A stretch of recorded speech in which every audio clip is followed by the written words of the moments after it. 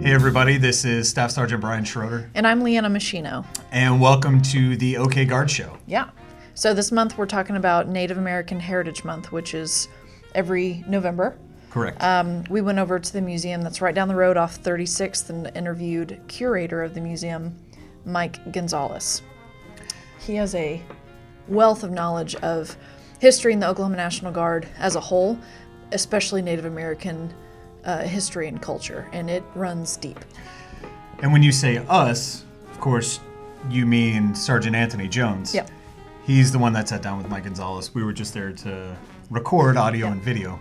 But Sergeant Jones also has a very broad knowledge of Oklahoma history and history of the Oklahoma National Guard. So it was fun hearing the two of them kind of geek out a little bit speaking about history. Yeah, I learned a lot for sure. It was definitely great to have Sergeant Jones on, and he's in our office full time and helps us a lot with the show. So, Jonesy, thank you very much for your help. And if y'all like the episode, be sure you give him a shout out on social media. He's also our social media manager. Yep.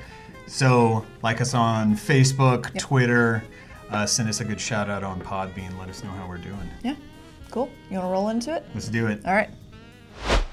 Hi, I'm Sergeant Anthony Jones. I'm with the Oklahoma National Guard Office of Public Affairs, and I'm here with Mike Gonzales at the 45th Infantry Division Museum to talk about Native American Heritage Month. Mike, how are you doing today? Oh, I'm doing just fine. Thank you very much.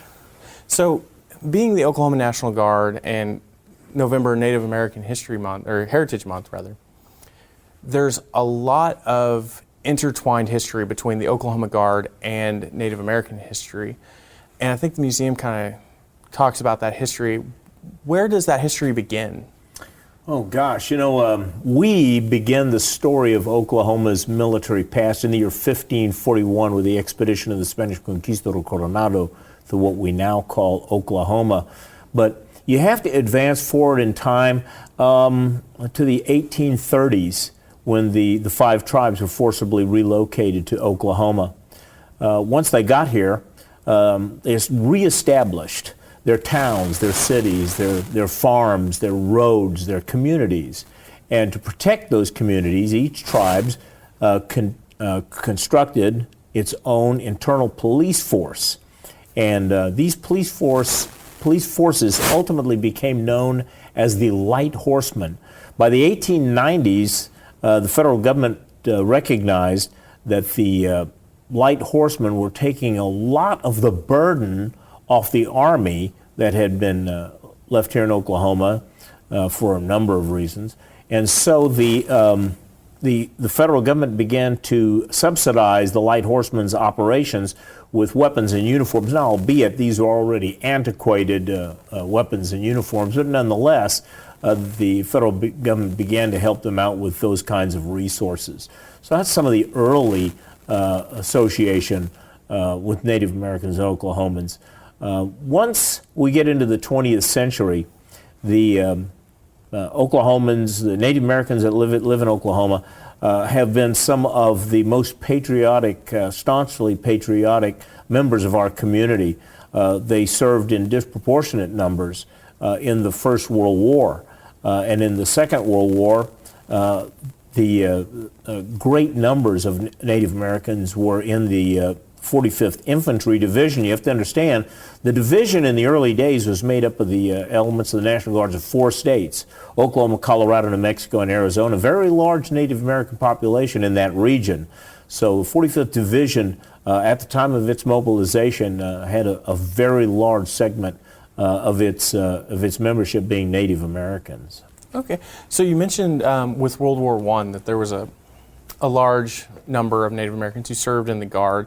Here in Oklahoma, we have the proud history of the 45th Infantry Division, but the 45th wasn't a division yet. What did that look like for the Oklahoma Guard? Well, the 45th Infantry Division was organized in 1923, and as I said, it was initially made up of the elements of those 4 states. The original building here to the museum was the 1st Division headquarters. When they put the division together, they took a look at the region, and they recognized that there was a very interesting population in that region. Ergo, this was the thinking in their minds when they began to design the division shoulder sleeve insignia. Now, the original insignia was a square tilted at a 45-degree angle. Why a square? Well, it has 4 sides, one side for each state. The colors of the patch were designated as red and yellow from the flag of Spain to represent the very large Hispanic population in the region. And the symbol in the center of the patch was there to represent the inordinately large population of Native Americans. Now, that first insignia, when seen by people today, they find it a little startling. The symbol that was originally used is now ubiquitously referred to as the swastika. However, if you'd taken that symbol anywhere in the Southwest in 1923 and asked anybody, what's this? Without hesitation, they'd have said, oh, it's a Native American good luck symbol. It is a symbol that is recognized by all 500 tribes of North America, and generally speaking, it means something good. Prosperity, good luck, fertility, a sun wheel. It's seen as a good thing. Native Americans still recognize the symbol and still use it in much of their artwork. 1933, however, Adolf Hitler becomes Chancellor of Germany. The Nazi Party's symbol replaces the original German flag and becomes the new flag of Nazi Germany. And of course, it's a red flag with a white circle and a black swastika. Well, in those days, people got their visual news by going to the motion picture theaters, and they'd see Pathé, Spanning the Globe, Movie Tone News. They'd see images of men in uniform wearing swastikas, and they would learn about National Socialism. Okay. Well, they come out of the theater.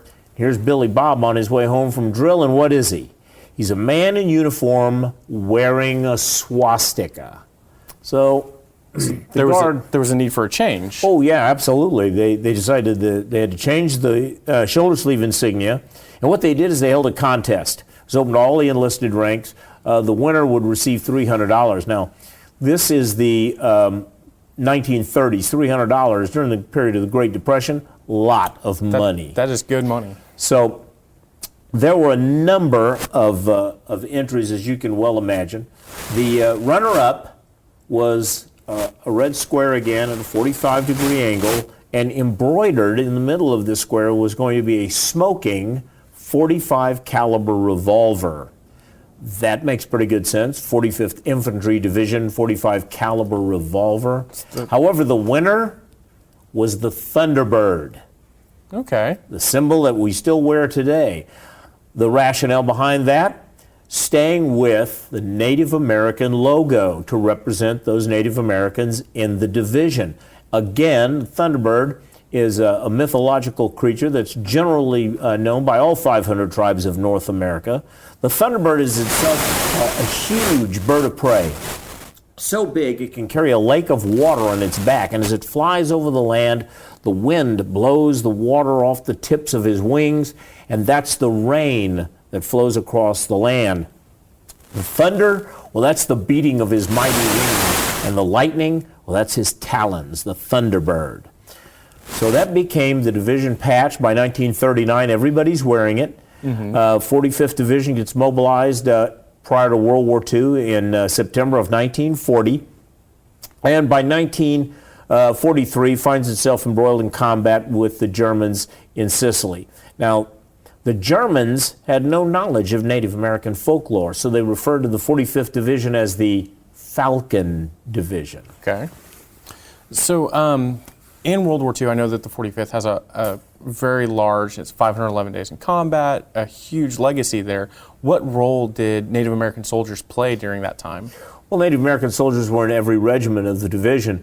Predominantly, though, early on in the 157th Infantry Regiment out of Colorado. And the 157, every division has one. The 157 was the hard luck division. Every time you turned around, the 157 was just getting its teeth knocked out. By 1945, however, because the division was suffering so many casualties, the entire division, not just the 157, had lost its regional flavor. But even by the end of the war, you didn't have any trouble walking through the ranks of the 45th Division and seeing Native American soldiers. So they were with us the entire time.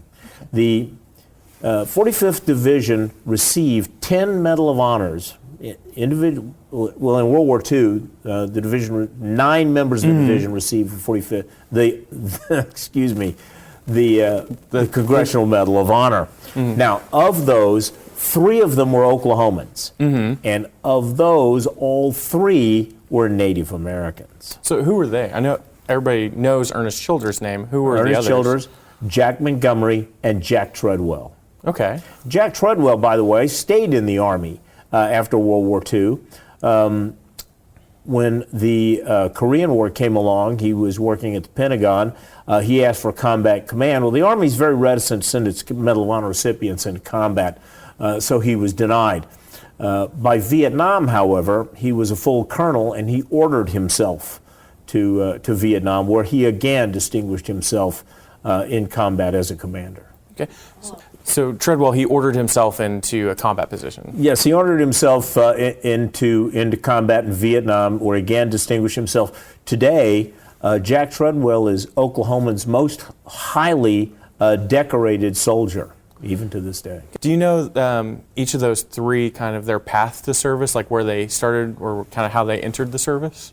Well, Jack Montgomery had actually joined as an enlisted man before the mobilization. So did Ernest Childers. Matter of fact, we have a photograph of Ernest Childers. He was in the Guards early enough that his initial shoulder sleeve insignia was that yellow swastika on a red square. And these guys were with the division at mobilization. They received, Ernest Childers received a combat promotion to officer. Jack Montgomery went through the program, Title X program, got a promotion to an officer. And Jack Treadwell, I believe, was an officer already when he was assigned to the division. Okay. And I know a lot of, in pop culture, everybody thinks about, when they think about Native Americans in the military, they go to code talkers, wind talkers, that era. Was that more prominent in World War I, World War II? Is that something that we saw within the Oklahoma Guard? In World War I is when that started. And you have to understand that in World War I, radios were the size of small cars. So they weren't really good tactical devices. There was a lot of by-wire telephone communications. So the World War I battlefield, in addition to the lunar landscape, was just crisscrossed with wire all over the place. You couldn't distinguish British and American or German wire from anybody else's. It was everywhere. It got to be so bad that you could literally take a field phone, take the 2 wires, stick them into the dirt, and listen to radio communications, telephone communications. And the Germans were experts at breaking our codes. Tactical battlefield codes are not the type of code where you can send a message to a guy on the front line trace and expect him to have half an hour to sit down and decode your message. It's got to be done quickly. And the Germans were really good at breaking our codes. So somebody, lost to history, came up with the brilliant idea that, hey, Bob over there is a Cherokee Indian who speaks Cherokee, and Larry is a Cherokee Indian, and he speaks Cherokee. Let's put them on either end of the phone, and we don't need a code. Okay. So that's what they did.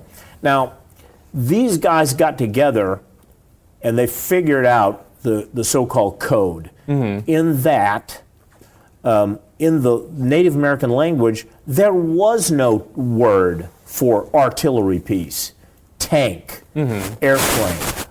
These were words far into that language. So they decided, okay, a friendly airplane is going to be a dove. An enemy airplane will be a hawk. A tank will be a turtle. An artillery piece will be a log that launches fire, and a machine gun will be a stick that launches many fires.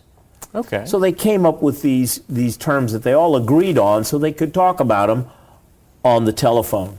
And of course, this was great. The commander could tell his radio telephone communications guy, send A company this message, they got it. He would just turn around to his commander and say, okay, we've been ordered to move to Hill 508. That quick. Germans could never break that code. They just couldn't do it. Because it wasn't a code. It was a language with all the nuances that a language has. And they never did break it. Come World War II, somebody in the Marine Corps remembered that. And they said, let's not just ask the guys to do this for us. Let's institutionalize this. Let's create a school. Let's get it organized, put it together, and make it work. And those are the code talkers from World War II. So their lineage dates back to the Cherokee Indians of the First World War. Okay. So we talked a good amount about the 45th, the Thunderbird patch, and I kind of keep going back to World War I. We just had this centennial of the end of the war. I know with the Oklahoma Guard, before the 45th, there was the combination with the Texas Guard for World War I. And I don't know how much area you know in that, but if I remember correctly, the patch for their division, it's an arrowhead with a T on it. Yeah, what happened is when everybody starts getting mobilized for the First World War, they sent the 1st Oklahoma Infantry Regiment and the Oklahoma's 111th Engineers down to Camp Bowie, Texas. And they formed the nucleus of what became the 36th Infantry Division. Now, throughout World War I, the United States Army wore no shoulder sleeve insignia. Shoulder sleeve insignia started coming about in the Army at the very, very tail end. And a lot of units designed their patches on the boat on the way back. So there wasn't something that was predominant among the United States Army in 1918. It was another organization, the 90th Division. Their patch had a T and an O. That was Texas, Oklahoma. And because of those two letters on their patch, the members of that organization refer to themselves as the Tough Hombres. With the 36th Division patch that we were talking about, with the arrowhead and the T, so it kind of sounds like Oklahoma and its Native American influence isn't just here anymore, it's other places as well. Well, throughout the entire American West, the Native American influence is predominant.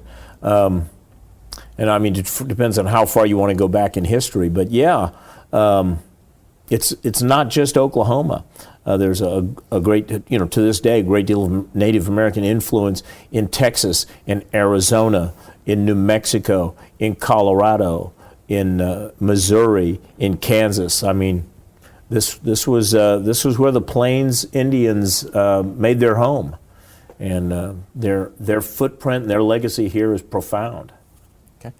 So moving past, through World War II, through World War II, we have a lot of Native Americans who serve. We have Ernest Childers, Treadwell, and Montgomery all earned medal, or they received medals of honor. What kind of is the division, what does it look like as we go through World War II into like the Korea time frame, like with Native American history? Okay, again, with the Second World War behind us, the Guard suffers, as just about all Guards in the United States did after World War II.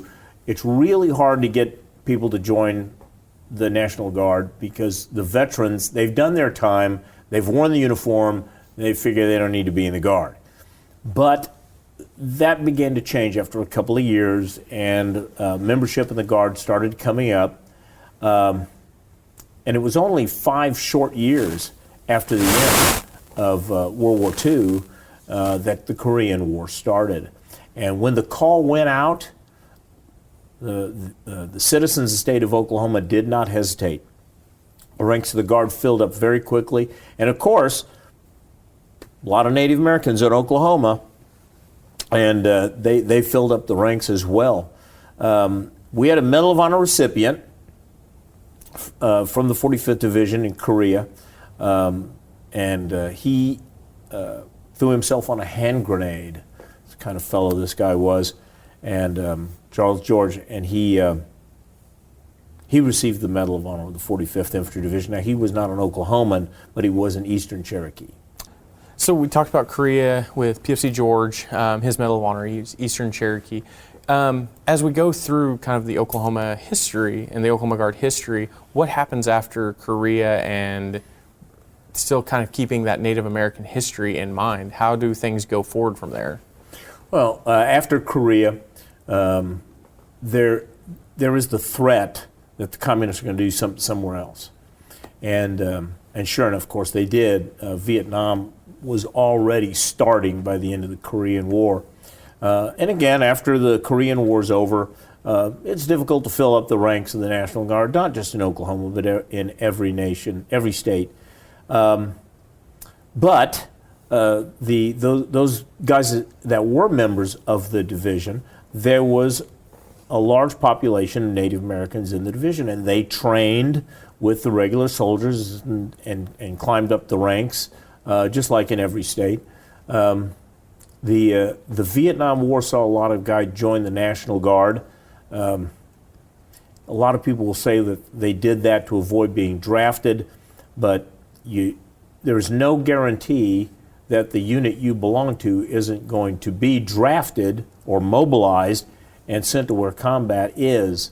So that doesn't hold a whole lot of sway with me. But the 45th, Oklahoma's 45th, did receive a warning order in 1968 or 67, I think it was. Stand by for movement to Southeast Asia. Start getting your house in order. And so they did. However, a few months later, they were told to stand down from that order. And then in 1968, of course, the division itself was deactivated. And then there was a major reorganization, and Oklahoma was left with what was initially called the 45th Infantry Brigade and the 45th Field Artillery Brigade, and then a number of non-brigade combat service support outfits, not dissimilar to what we have today with the 45th Infantry Brigade Combat Team. Mm-hmm. So that the Thunderbird is still worn by the Infantry Brigade Combat Team. Yes. There's still a Thunderbird on the 45th Field Artillery Brigade's patch. Right. It is a lineage that is going to perpetually stay with the Oklahoma National Guard. I cannot ever perceive a situation wherein which the Oklahoma National Guard is not wearing that Thunderbird. It's ingrained into the hearts and minds of Oklahomans. And for the United States Armed Forces, it is a symbol with a tremendous amount of history attached to it. It's the words of George Patton after the division's first combat action in Sicily. He stood under a tree and addressed a large portion of the division. And in his speech, he said, and I quote, "Born at sea, baptized in blood, your fame shall never die. The 45th Infantry Division is one of the best, if not the best division in the history of American arms," end quote. And that is very high praise from a man who most definitely knew his history. Yeah, that definitely gets my Thunderbird heart going. I'm ready to get out and go.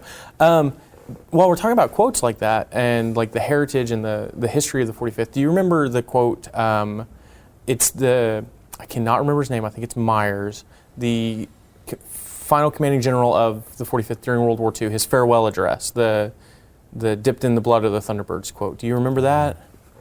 That was... it's a little bit more wordy. Yeah, I'm trying to think. I don't think it was Myers. It was General Frederick, I think. And I know the quote you're talking about, but I don't have it. Okay. So we'll just kind of move on. We talked about Vietnam, and we kind of have the more modern guard through the 90s and then into the 2000s with global war on terror. Our Thunderbirds are still deploying overseas. Do you think they're still connecting that Native American heritage that kind of runs through the division? Absolutely. The division is still wearing the Thunderbird, as we were just discussing.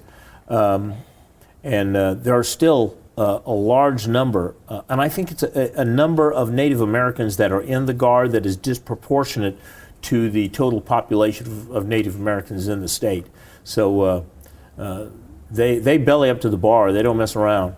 Very, very proud warriors. That is a tradition that is ingrained in them. And so they're ready to help defend their land. I mean, it was their land before it was our land, right? And they still stand ready to defend that land and defend their heritage. I have been fortunate in my position here and with my position with the Oklahoma Military Heritage Foundation to meet a lot of soldiers from the past, many of them Native Americans. And I am always impressed with these individuals and their warrior spirit. So, this is the war in the Middle East is the longest war this nation has ever been involved in.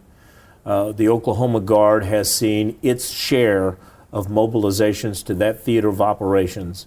Oklahomans have shed a significant amount of their blood on that battlefield.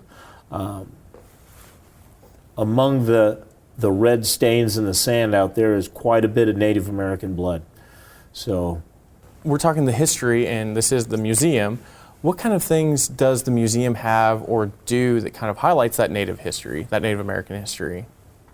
Well, just about everything, really, because the 45th Division, the Oklahoma National Guard, is itself part of the Native American history of those Native Americans who reside in Oklahoma. And if you want to go back to the pre-World War II and early World War II days, those who reside in the other 3 states that made up the region of the division, our history is their history now. You cannot sit down and discuss, Cherokee history without them talking about those members of their tribe that served in the 45th Division in World War II, Korea, Desert Storm, and the global war on terror. So we're a part of them. What actual artifacts do we have here? We have the medals of honors to represent the 3 Native American sons who were serving with the 45th Division. We have their medals. We have a headdress that was worn by Jack Montgomery, given to him by one of the tribal leaders of his tribe. So there are a number of artifacts here that represent their heritage, all of them, in my opinion. Okay. So I saw out front, I believe it was a monument to Chilocco veterans.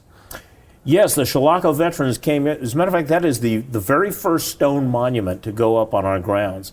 Veterans of the Chilocco School came here and put up that monument dedicated to all of the members, graduates of Chilocco School. I guess many of them actually were in the Guard and had to go overseas before they actually graduated, but who paid the ultimate sacrifice for our country in World I, World War II, and Korea and Vietnam. And that's where it stops, because that's where we were at the time the monument went up. I don't have any doubt that other members of Chilocco School So for got those into some of those early conflicts in the Middle East. For those who aren't really familiar with what Chilocco is, I know here in Oklahoma, a lot of people who may know, but what is the Chilocco School? Chilocco was an Indian school, as it was called in those days, and it was one of those boarding schools. The kids went there, and that's where they lived during the school year, and they were taught. And of course, originally the idea was we are going to teach you the white man's way, and we're going to teach that Native American out of you. You're going to learn to speak English exclusively, and you're going to learn the history of the white man in the United States. That changed over the years. I was going to say, it sounds like that really definitely changed and needed to change, because we talked earlier about the code talkers using their language. Oh, yeah. So their culture, their language. Well, you know, in World War II, however, those Native Americans that were still speaking the language did so because the tribes instilled their history and their language into their young people. If the tribal members had not done that, those guys would have grown up not knowing much of their own history and not speaking their own language. Ultimately, though, these Indian schools did encourage young people to live their ancestral heritage, which is a very good thing. So, and with Chilocco, it's my understanding, I've kind of like heard and through some other stuff I've done, they actually had a military service commitment. Like they had a National Guard company on their grounds? Yes. It was set up initially kind of like ROTC is set up. You know, you'd go through the early program, and then if you wanted to continue on with it, well, you had to sign a letter of commitment. And you wound up serving in the Oklahoma National Guard. Okay. So how, like, where did they go? Like, what units would they serve with? Well, mostly the C companies of almost every regiment. C Company 179 was almost entirely, I say almost entirely, made up of Native Americans. You can go look at some of the photographs we've got on the walls back there, and you can see that those guys are all Native Americans. Okay. Matter of fact, Charlie Company 179, if I'm not mistaken, when they went to Korea, they had a little rubber doll called Injun Joe. And he was a stereotypical little toy Indian holding a tomahawk in one hand. And when you initially got him, there was a little hole in the back of his headdress where you could stick an actual feather. And these guys took him and attached him to the top of their company guidon. Okay. And everybody in the chain of command turned a blind eye to it. They said, yeah, okay, go with that. Somebody somewhere along the line, though, probably, well, undoubtedly after mobilization, complained about that. And so letters were exchanged, and ultimately what happened is that C Company got authorization from the Department of War at the time to keep that Injun Joe on the top of their guidon staff. And we're happy to be in possession of the original Injun Joe here at the museum today. Okay. And you mentioned earlier, before we kind of started talking all this stuff, that there's an alcove, an area that is dedicated to Native Americans in the Oklahoma Guard, or what is that? Well, right across from the gift shop in the eastern hallway, we have what we call Native American alcove. And it's a section of the museum we've set aside to honor the Native American participation in the Oklahoma Guard. Here you'll see original paintings by Brummett Echohawk and Kelly Haney depicting Native American warriors, and it has been a focal point for Native American members of the Guard since I've been here at the museum. Okay. Is there any plans to kind of expand anything, change? We always have plans to expand.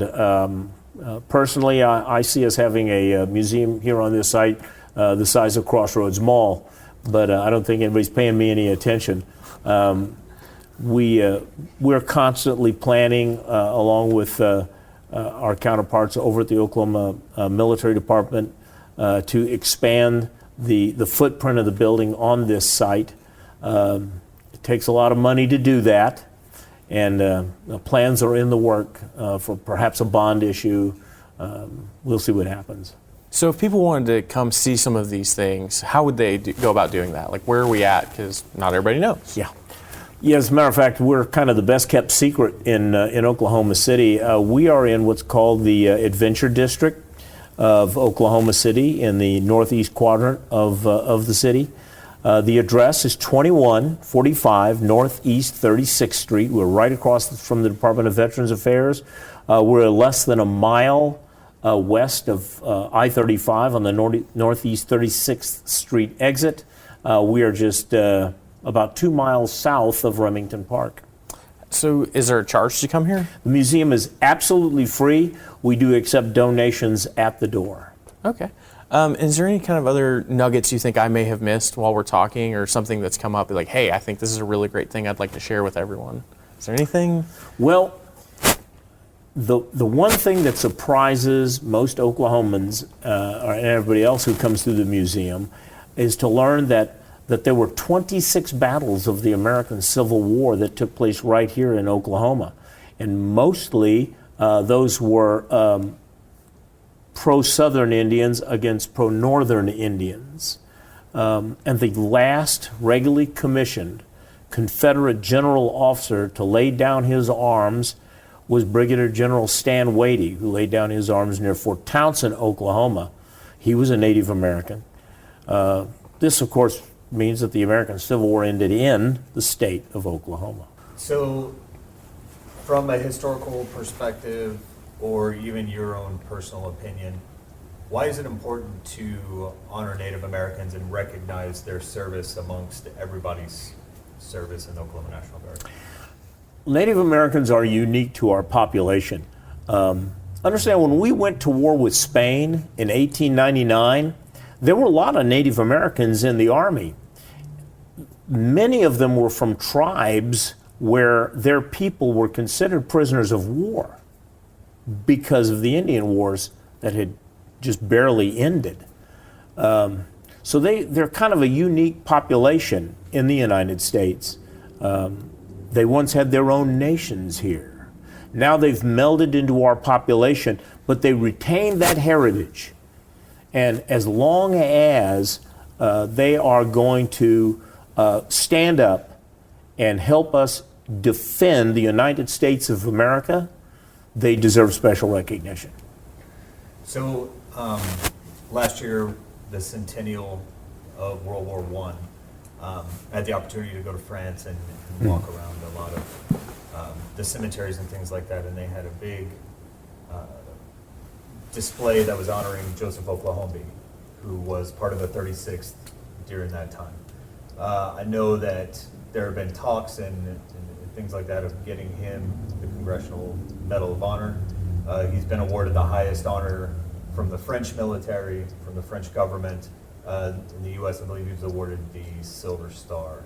Do you know anything about that, or can you speak on his all I know is that story? there is a big push, and there are a lot of people behind that.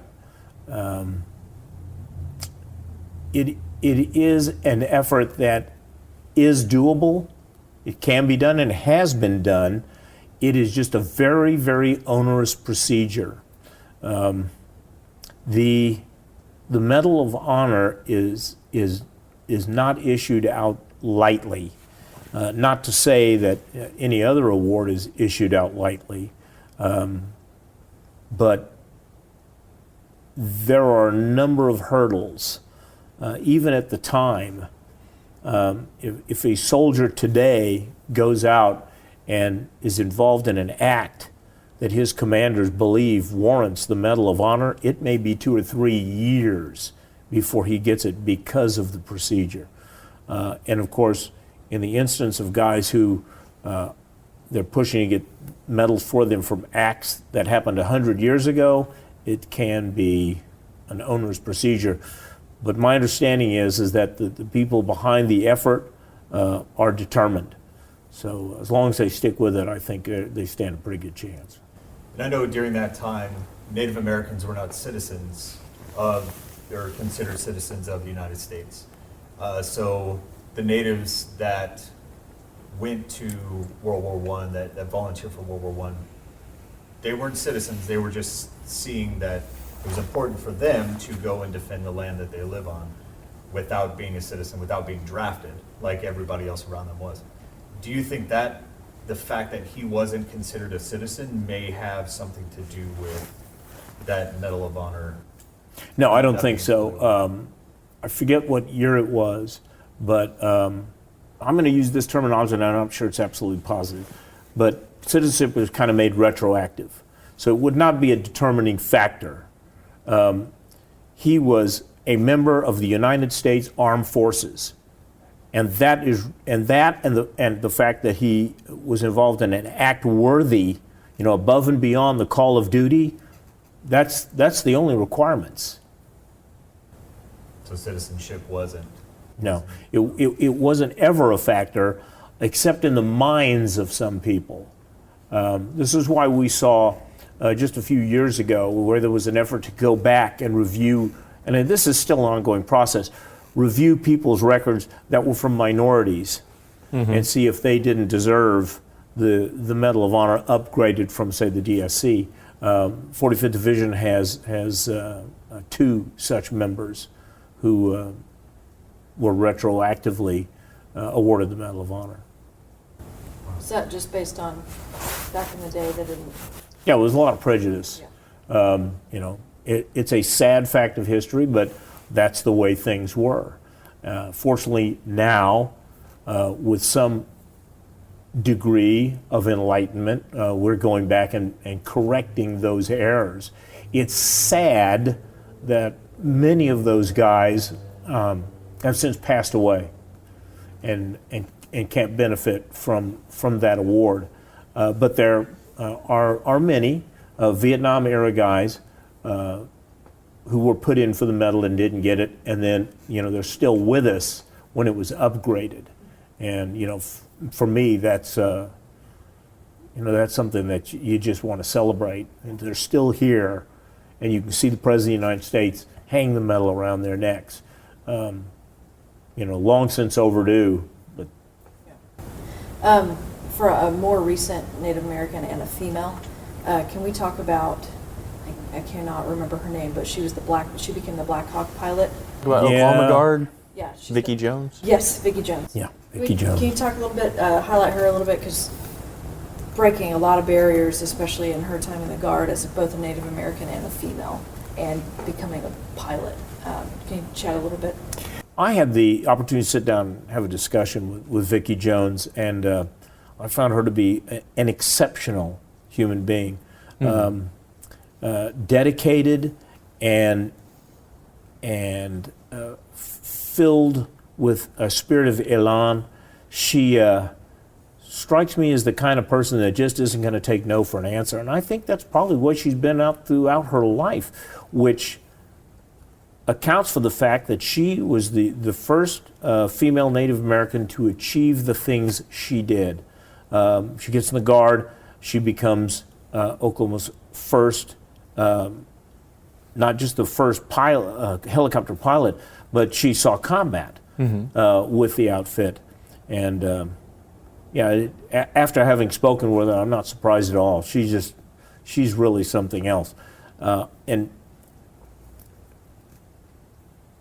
on the one hand, you're very impressed with her when you meet her, and at the same time, you realize that this is what it took for her to become a combat helicopter pilot.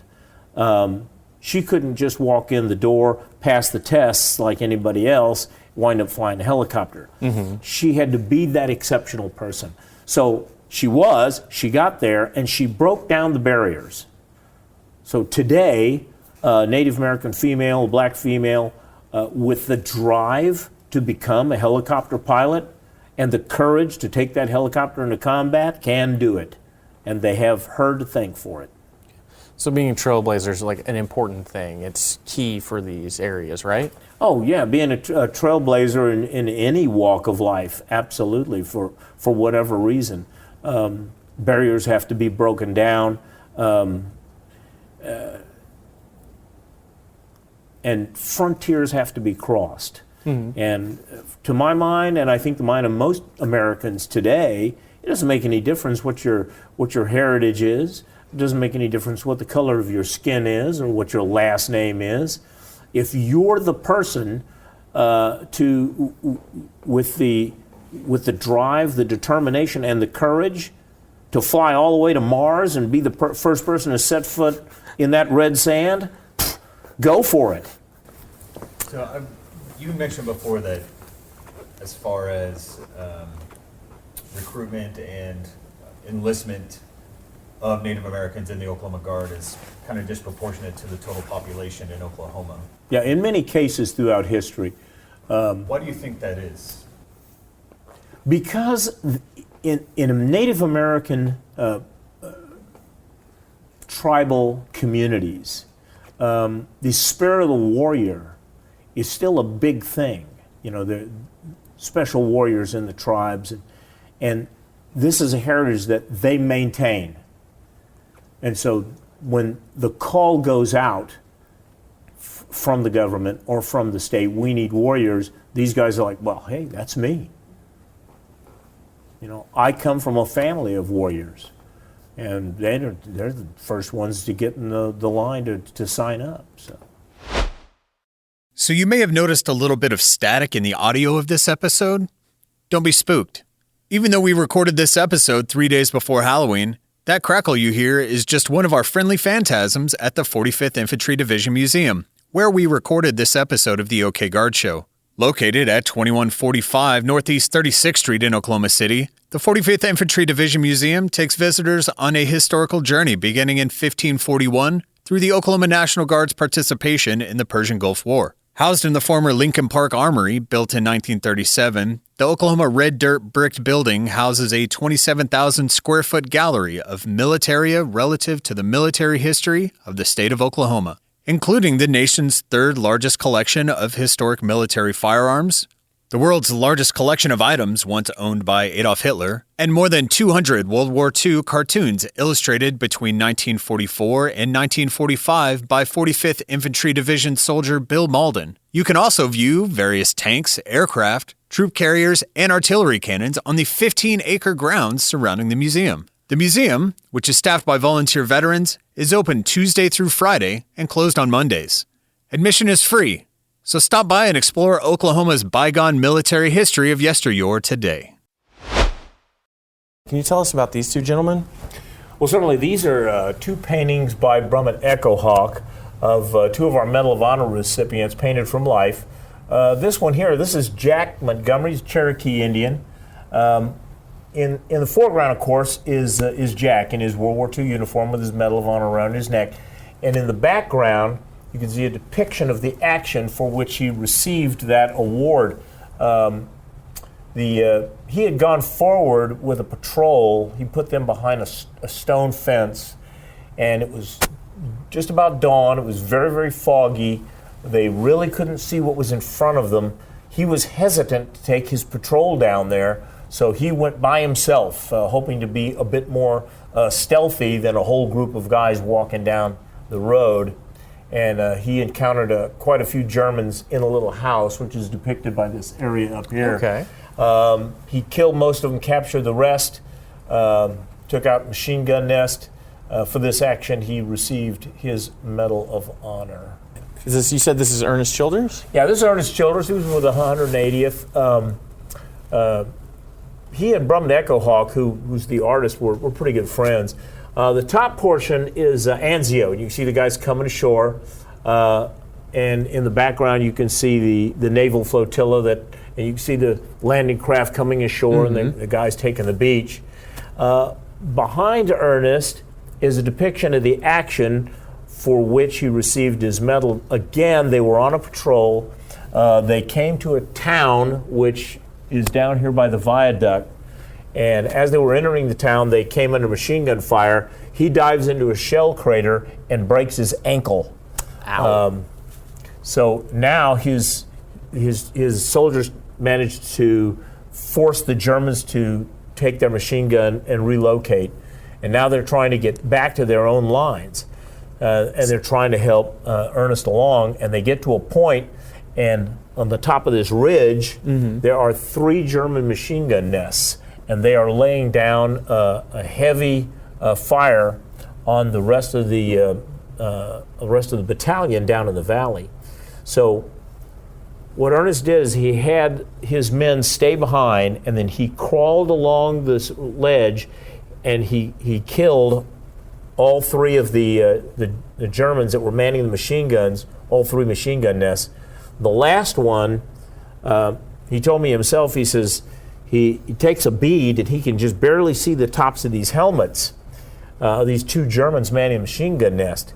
Not enough to lay accurate fire on them, so he just picked up a rock and he threw it and it landed in their hole, and one of them hollered, "Grenade!" and they both jumped out. When he did, he nailed them both. It's using a noodle. Moving a little on further down the line, he comes to a low wall, and here's a German on a field phone directing mortar fire on the Americans below, and he's kneeling down by this wall, and behind him he's laid his rifle up against the wall, and Ernest took aim, and he squeezed the trigger, and he was out of ammunition. So he hollered at the German, "Hinter ho!" And the German turned around, realized that he wasn't going to be able to get to his gun before this American could kill him, so he surrendered, not knowing Jack was out of ammo, and our Ernest was out of ammo, and so he took him prisoner. And for this action, he received his Medal of Honor. He was moved. It was weeks later before he got the word to come to. He was pulled back. These MPs show up on the frontline trace. They put him in the Jeep, and he's like, what's going on? And they said, you know what's going on? You know why we're picking you up? No. They drive him back to Naples, and they take him into the sports arena. And they tell him, down there, showers, there's a nice clean uniform. What's going on? Get showered, get changed, and run out of time. So he gets showered, he gets changed, he goes back, the MPs are standing there on either side of him, and he's like, okay, what's happening? And they said, you don't know? No. Let's go. Music starts playing, he walks out onto the field, here's a contingent of American soldiers and British soldiers, there's a big reviewing stand, there's all these flags waving, and there's the Corps commander standing up there. And he thought, well, I don't know what I've done, but I guess I'm going to jail. They're going to behead me, something. And he gets up there, and this guy's attention to orders, and General Devers puts the Medal of Honor around his neck, and he's as floored as anybody can possibly be. Wow.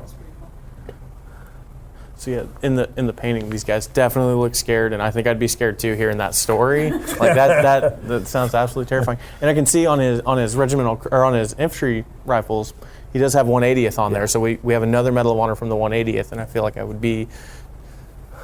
got to give a shout out because I'm the infantry brigade.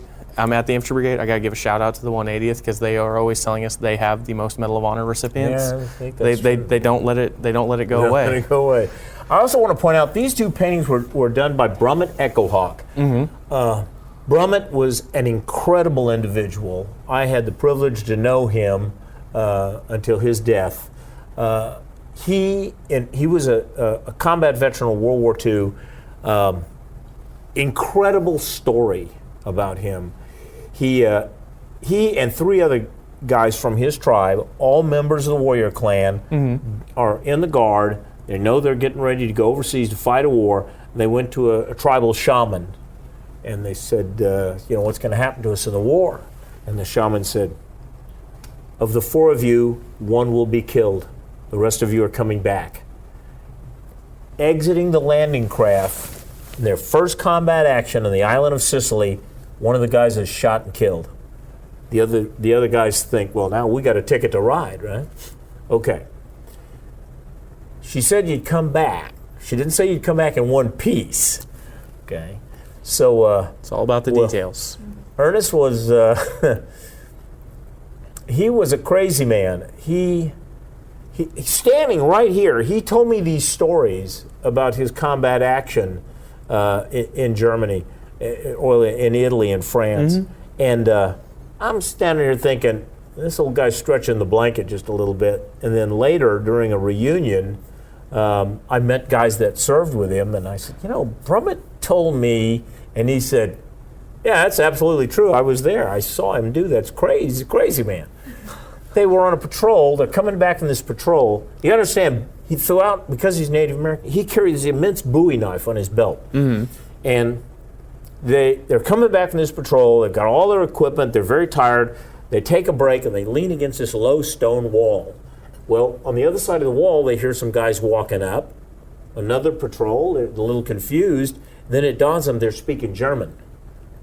Okay. So everybody's just like froze. They don't know what to do until Brummett jumps up, brandishing this knife, screaming like a banshee, jumps over the wall. So all of his buddies in the patrol, they come up over the wall too. The Germans are shocked.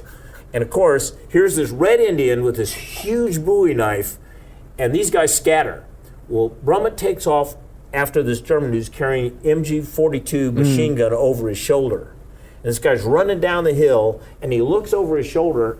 Brummett's catching up with him. He throws the machine gun down, and now he's barreling for it. Well, he doesn't make it. And scattered this entire patrol. Most of the rest of the guys' patrol took care of the Germans. Whether or not any of them got back to the lines, I don't know. But, Brummett comes back up, and that's just one of the many stories he told me.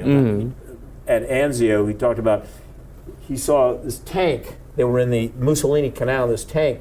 The German tank was parked over there. The gun was panning back and forth. He needed to get to a house on the other side of this field where these Germans had set up machine guns. And he timed the movement of the barrel, and when it got where it was just about pointing at him, he jumps up and starts running for this house. Well, the Germans, they're cranking this barrel over, and they're firing their machine gun, and the bullets are hitting right behind him. He gets in this house, knocked out 3 machine guns inside the house, set the house on fire, hand-to-hand combat with another German as he's getting out. Then he's got to run that gauntlet with that German tank to get back into the Mussolini Canal. I'm thinking, that's just a little far-fetched until I met I was laying right there. I saw him do it. I figured he didn't have a chance in heck to get back from that, and he did it. He was crazy. That wild. Really is a different generation. Oh my gosh, yes. All right, everyone, thank you so much for tuning into this month's episode of the OK Guard Show. So I was thinking, Brian, what I'm worried about next month? Being on the naughty list. Well, again. It's every year. I'm no longer afraid of it because I know it's coming. But I know. However, finances. Holiday season's expensive. It's very expensive. Yeah. You have a brand new, very large family that you have to worry about not getting yourself in debt buying gifts for. Yeah, because I want them to be happy and buy their love, but I also want to pay my bills and eat food.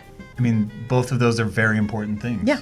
Yeah. I recently just bought a house, so knowing what to do with those heavy expenses at the end of the year would be really nice to know too. Who can we get to come in?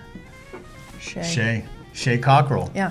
He's a CPA. He came on our finance episode. He did. For budgeting. Yep. So because the holiday is so expensive, travel, gifts, food, all that stuff, he'll be a great one to bring on and talk about that and how we can kind of work through that.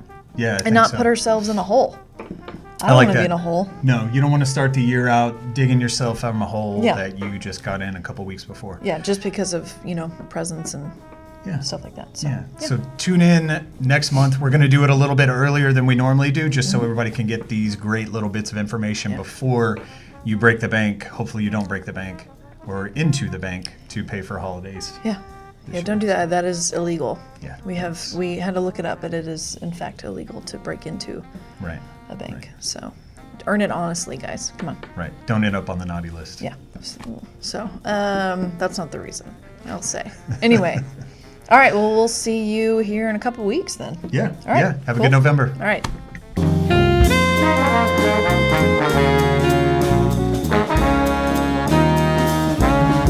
The OK Guard Show is produced by the Oklahoma National Guard Public Affairs Office.